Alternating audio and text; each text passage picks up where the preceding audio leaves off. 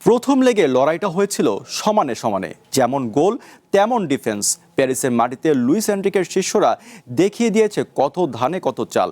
এখন পালা বায়ার্ন মিউনিখের। ঘরের মাঠে কোম্পানির সেনারা কি পারবে 2020 সালের পুনরাবৃত্তি করতে, নাকি পরপর চ্যাম্পিয়ন্স লিগের ফাইনালের স্বাদ পাবে পিএসজি? দুই দল অ্যাটাকে পরিসংখ্যান প্রায় সমানে সমান। বল ধরে রাখতেও কেউ কাউকে ছাড় দেওয়ার পাত্র নয়। হাঙ্গারিতে যাওয়ার সুযোগ কেই বা মিস করতে চাইবে।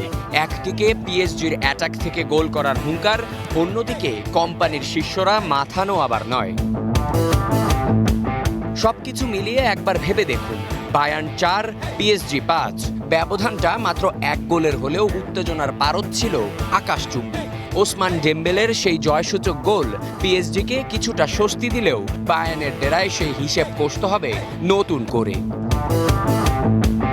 প্রথম লেগে কি হয়েছে না হয়েছে তা একবারের জন্য ভুলে গিয়ে দ্বিতীয় লেগে কি হবে সেটা নিয়ে একটু ভাবা যাক। বাঘের ডেরায় বাঘই রাজা।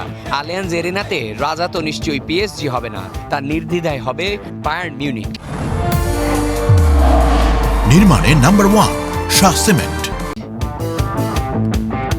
আর বায়ার্নের স্বপ্ন বয়ে বেড়ানোর দায়িত্ব নিশ্চিতভাবে একজনেরই কাঁধে, হ্যারি কেইন। 13 গোল করে তিনি এখন অপ্রতিরোধ্য। আর মাত্র 3টি গোল, তবেই বায়ার্ন মিউনিখের হয়ে এক মৌসুমে সর্বোচ্চ গোলের ইতিহাস পাল্টে দেবেন এই ইংলিশ স্ট্রাইকার। পেছনে ফেলবেন রবার্ট লেভেনডস্কিকে।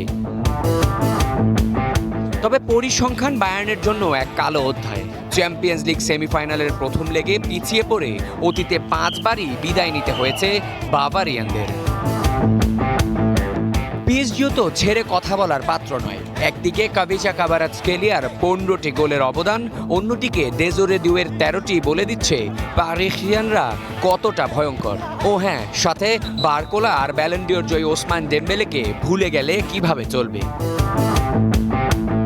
হোক সেটা 2-1, হোক সেটা 2-2, লক্ষ্য কিন্তু একটাই, বুদাপেস্ট, হাঙ্গারি।